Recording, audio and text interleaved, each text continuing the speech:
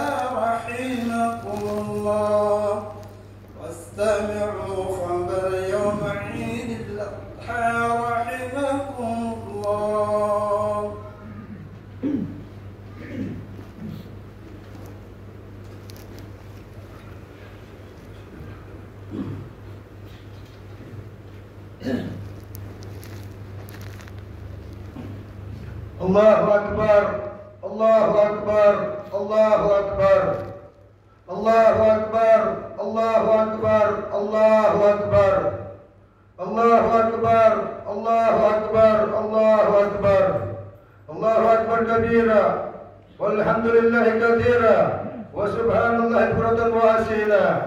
La ilaha illallah wahdah, sadaqa wa'dah wa nasara 'abdah. وعز جنده وهزم الأحزاب وحده. لا إله إلا الله ولا نعبد إلا إياه مخلصين له الدين ولو كره الكافرون. لا إله إلا الله والله أكبر، الله أكبر ولله الحمد. الحمد لله، الحمد لله الملك القهار، أحمده سبحانه وتعالى على نعم تتوالد على الأمطار، واشكره على متردد في فصله المدرار. اشهد ان لا اله الا الله وحده لا شريك له شهادة تنجي قائلها من النار، واشهد ان سيدنا ونبينا محمد عبده ورسوله النبي المختار. اللهم صل وسلم على سيدنا محمد افضل من حج واعتمر وعلى اله وصحبه الابرار. اما بعد، فأوصيكم عباد الله ونفسي بتقوى الله عز وجل. قال الله تعالى: يا أيها الذين آمنوا اتقوا الله حق تقاته ولا تموتن إلا وأنتم مسلمون. الله أكبر، الله أكبر، الله أكبر. Ma'asyiral muslimin rahimani wa rahimakumullah. Dalam prosesi ibadah haji terdapat ritual yang disebut melempar jumrah. Ritual ini mengandung simbol perlawanan dari setiap orang yang beriman terhadap segala bentuk godaan syaitan. Kita memang dianjurkan untuk selalu berlindung kepada Allah Subhanahu wa taala dari godaan syaitan. Bahkan pada saat hendak membaca Al-Qur'an pun kita dianjurkan untuk membaca ta'awudz apabila dalam hal-hal yang apalagi dalam hal-hal yang di luar tilawah Quran. Tentu lebih ditekankan untuk diamalkan. Sayangnya terkadang kita berlindung kepada Allah Subhanahu wa taala dari tipu daya syaitan kalau hendak tilawah saja. Tetapi kita tidak berlindung kepada Allah Subhanahu wa taala dari tipuan syaitan saat di kantor, di perusahaan, di dalam pengemban jabatan, atau saat diberikan amanah dan lain-lain sebagainya. Padahal godaan syaitan itu datang dari berbagai arah, dari depan, belakang, kanan dan kiri kita, lengkap dengan berbagai macam bujukan dan ajakan yang sepintas menghadirkan kenyamanan serta keasyikan. Padahal ujungnya adalah maksiat dan penyesalan. Setan yang telah divonis sebagai penghuni neraka telah bersumpah akan selalu menggoda umat manusia agar jauh dari ketaatan dan sebaliknya. Sebaliknya dekat dengan kemaksiatan, strategi setan dalam menjebak umat manusia ke dalam kebakubangan, keburukan dan kemaksiatan. Sebagaimana Allah SWT berfirman dalam surat Al-A'raf ayat 16. A'udzubillahi minasyaitonir rajim. Bismillahirrahmanirrahim. Qala fa bima 'adwatani la'aqudanna lahum siratal mustaqim. Thumma la'atiyannahum min bayni aydihim wa min khalfihim wa an aymanihim wa an shama'ilihim wa la tajidu aktharahum syakirin. Yang artinya, Iblis menjawab, karena engkau telah menghukum saya tersesat, saya benar-benar akan menghalang-halangi mereka dari jalan engkau yang lurus. Kemudian saya akan mendatangi mereka dari muka dan dari belakang mereka dan dari kanan dan dari kiri mereka, dan engkau tidak akan mendapati kebanyakan mereka bersyukur kepada kepadamu ya Allah. Quran surat Al-A'raf ayat 16. Dalam kitab tafsir Ibnu Katsir mengutip pendapat Sayyidina Abdullah bin Abbas radhiyallahu an, ada 4 strategi persetan dalam menjebak umat manusia yang perlu kita pahami sehingga kita dapat menghindari serta melawan-lawannya. Yang pertama, setan menjebak diri kita untuk ragu terhadap kehidupan setelah kematian, yaitu kehidupan akhirat. Godaan ini datangnya dari arah depan, sebagaimana yang disebutkan dalam ayat tersebut. Kita dibuat ragu tentang ada dan tidaknya kehidupan akhirat itu. Jangan-jangan akhirat itu hanya rekayasa belaka agar manusia tidak dapat menikmati kehidupan di dunia saja. Keraguan terhadap akhirat pada gilirannya menyeret kita untuk memandang baik perbuatan buruk ataupun sebaliknya, memandang buruk perbuatan baik, sebagaimana dalam surah firman Allah SWT. A'udzubillahi minasyaitonir rajim. Bismillahirrahmanirrahim. Innal ladzina la yu'minuna bil akhirati rabbana lahum a'malahum wa hum ya'mahun.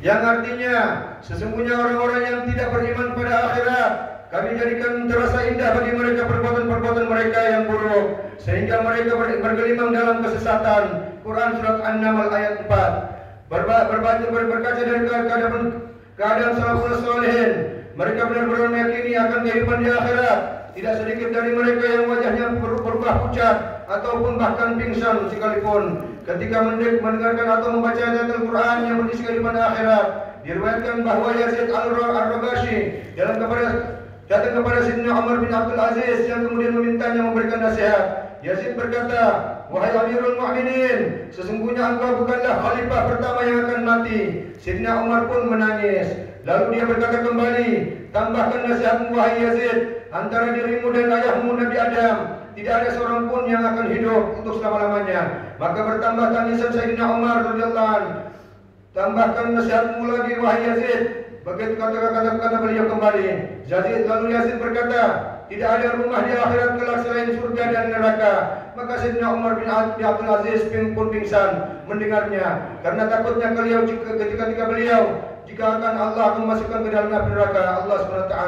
Begitulah sekelumit kisah orang yang tidak ada keraguan sedikit pun tentang akhirat. Mereka benar-benar yakin, yang bahkan keyakinan mereka itu sampai membuat banyak dari mereka yang akan menangis pingsan, padahal mereka adalah orang-orang yang saleh, yang kehidupannya terisi dalam ibadah serta kebaikan. Lalu bagaimana dengan kehidupan kita?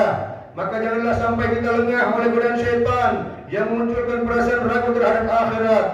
Allahu Akbar, Allahu Akbar, Allahu Akbar, walillahil hamd. Ma'asyiral muslimin rahimani wa rahimakumullah. Yang kedua, syaitan menggoda kita dari arah belakang dengan menumbuhkan perasaan cinta yang berlebihan terhadap dunia. Cinta dunia dengan porsi yang berlebihan merupakan salah satu penyakit dari hati terberat dalam diri kita. Tentu hasilnya pun adalah penyesalan yang mendalam karena gara-gara cinta dunia yang senikmat apapun masih kalah jauh jika dibandingkan dengan kehidupan di akhirat yang abadi. Allah Subhanahu wa taala berfirman, "A'udzubillahi minasyaitonir rajim. Bismillahirrahmanirrahim. Waji'a yawmaidin bi jahannam yawmaidin yatadakkarul insan wa anna lahu dhikru yaqulu ya laitani qaddamtu li hayati wa huwa yawma idin la yu'adhibu adaba ahadun wa la yu'tiku wadaqahu ahad." Dan pada hari itu diperlihatkan neraka jahanam pada mereka. Pada hari itu sadarlah manusia, tetapi tidak berguna lagi baginya kesadaran itu. Lalu dia berkata, alangkah baiknya sekiranya dahulu aku mengerjakan kebajikan-kebajikan dalam hidupku ini, maka pada hari ini tidak ada seorang pun yang akan lari daripada adabnya Allah Subhanahu wa taala yang Maha Adil, dan tidak ada seorang pun yang mengikat seperti katanya Allah Subhanahu wa taala. Quran surat Al-Fajr ayat 23. Karena cinta dunia, kita akhirnya takut mati. Karena cinta dunia, kita akhirnya takut bersedekah, berzakat dan berkurban. Lantaran khawatir harta menjadi berkurang ataupun akan menjadi sedikit. Karena cinta dunia, salat dilalaikan, puasa ditinggalkan, dan hadir ditunda-tunda. Karena cinta kepada dunia, tidak sedikit pun dari yang rela menghilangkan nyawa orang tuanya sendiri demi mendapatkan harta warisannya. Dahulu kala ada seorang kaisar yang memerintahkan seorang penunggang kuda untuk menunggang kuda sejauh yang ia mampu. Lalu kaisar berjanji akan menghadiahkan kepadanya daerah yang berhasil ia telusuri. Si penunggang kuda pun segera melompat ke atas kudanya dan memacu secepat mungkin untuk menjelajahi daerah seluas-luasnya. Ia memacu kudanya agar lari secepat mungkin, meskipun lapar dan lelah. Ia tidak berhenti karena hendak menjangkau daerah seluas mungkin. Sampai akhirnya ia berhasil menjelajahi area yang sangat luas. Namun demikian, perbuatannya itu membuatnya begitu lelah sehingga ia merasa tidak bisa lagi mempertahankan nyawanya yang hidup. Dalam kesekaratnya ia merenung. Dalam kehidupan sekaratnya ia merenung. Mengapa aku memaksakan diriku begitu keras? Sekarang aku sekarat dan aku hanya membutuhkan sebidang tanah kecil untuk menguburkan tubuhku. Tepat sekali ungkapan yang pernah disampaikan oleh Hatim Al-Asam saat ditanya kapan seseorang tergolong orang yang mengambil pelajaran dari dunia. Ia menjawab, jika dia memandang segala sesuatu yang ada di dunia, akhirnya pasti akan musnah, sementara pemiliknya akan dikubur di dalam tanah. Allahu Akbar, Allahu Akbar, Allahu Akbar, walillahil hamd. Ma'asyiral muslimin dan idul adha yang berbahagia. Strategi setan yang berikutnya adalah yang ketiga adalah menggoda dari sisi kanan dengan cara menanamkan keraguan terhadap syariat, keraguan terhadap keagungan dan kesucian syariat Islam. Tidak hanya tinggal pada orang-orang di luar Islam, tidak sedikit dari umat Islam sendiri yang meragukannya, bahkan sampai melecehkannya.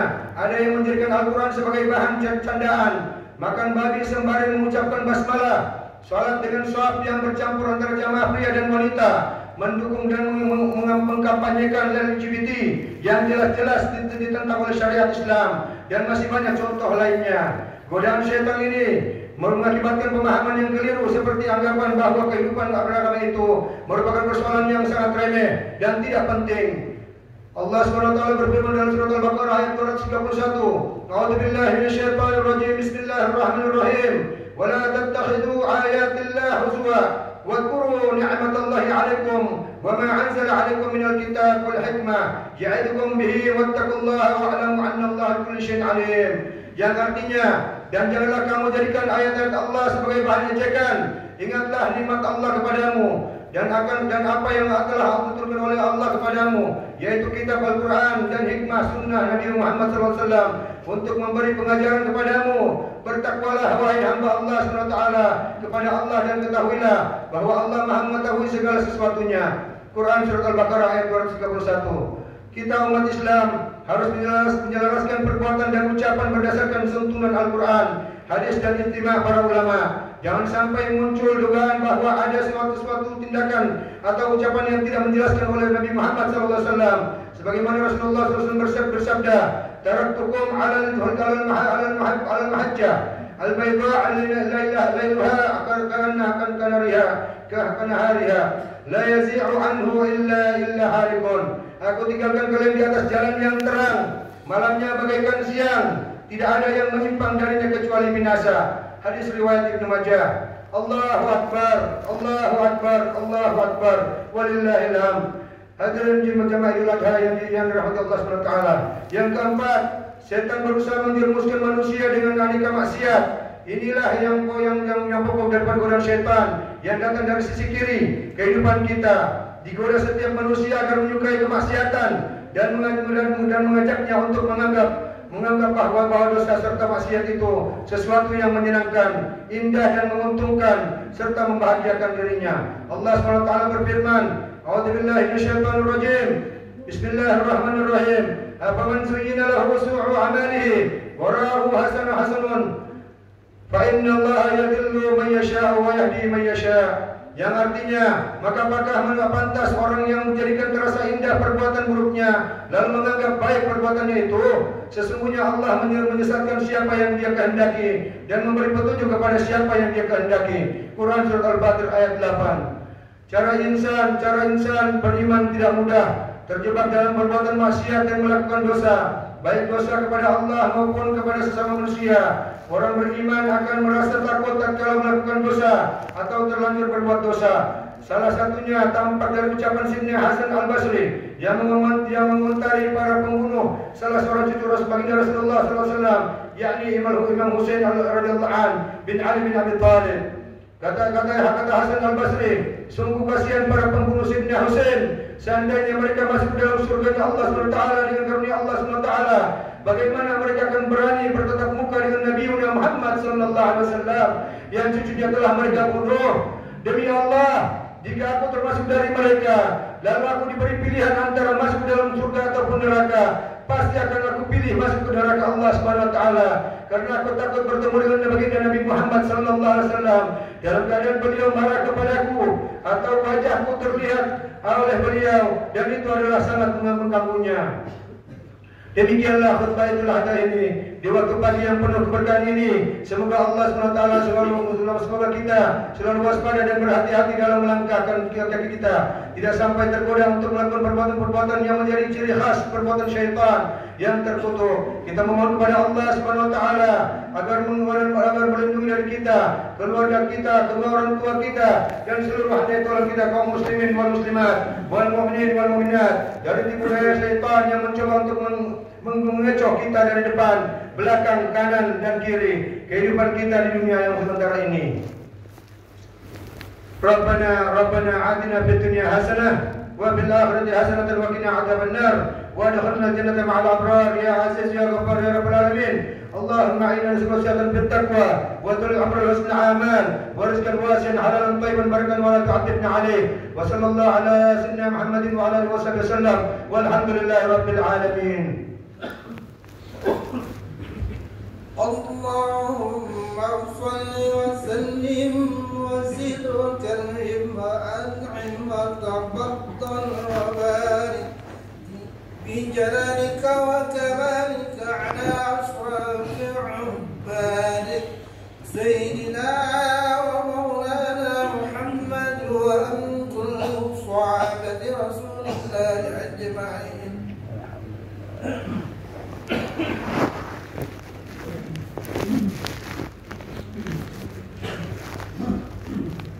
Allahu Akbar, Allahu Akbar, Allahu Akbar, Allahu Akbar, Allahu Akbar, Allahu Akbar, Allahu Akbar kabira, walhamdulillahi katsira, wa subhanallahi bukratan wa asila.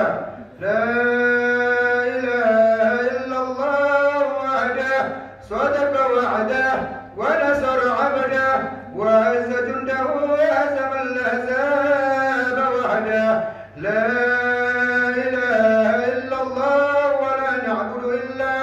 إياه مخلصين له الدين ولو كره المشركون ولو كره الكافرون ولو كره المنافقون. الحمد لله حمدا كثيرا كما أمر، وأشهد أن لا إله إلا الله وحده لا شريك له إرغاما لمن جاهد به وكفر، وأشهد أن سيدنا ونبينا محمدا عبده ورسوله سيد الخلائق والبشر صلى الله عليه وعلى آله وصحبه الكرام. أما بعد، فيا عباد الله ويا أيها الحاضرون، أوصيكم ونفسي بتقوى الله فقد فاز المتقون. وافعلوا الخير واجتنبوا عن السيئات، واعلموا أن الله أمركم بعدل بدأ فيه بنفسه وثنى بملائكته المسبحات القدسيه.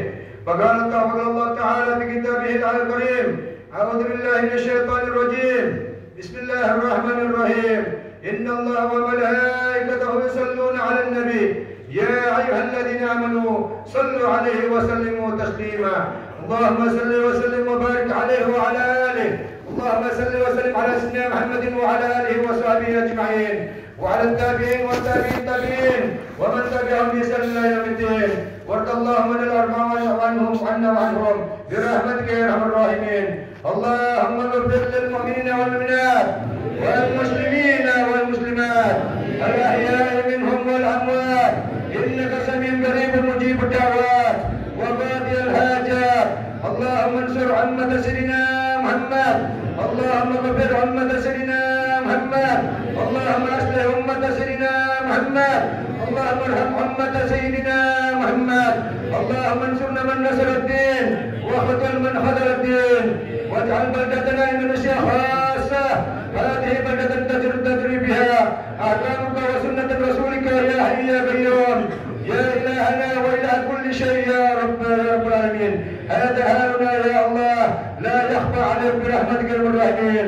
اللهم ادفع عنا البلاء والوباء والبلاء والفحشاء والمنكر والبغي والسيوف والمختلفة والشدائد من المهى والمهان ما ظهر منها وبطن من بلدنا هذا خاصة ومن بلدان المسلمين عامة برحمتك يا رب الراحمين يا رب العالمين.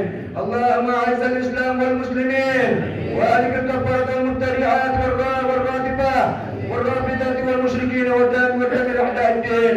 واجعلنا اللهم ولاية ولايتنا في من فاقك وتقاك.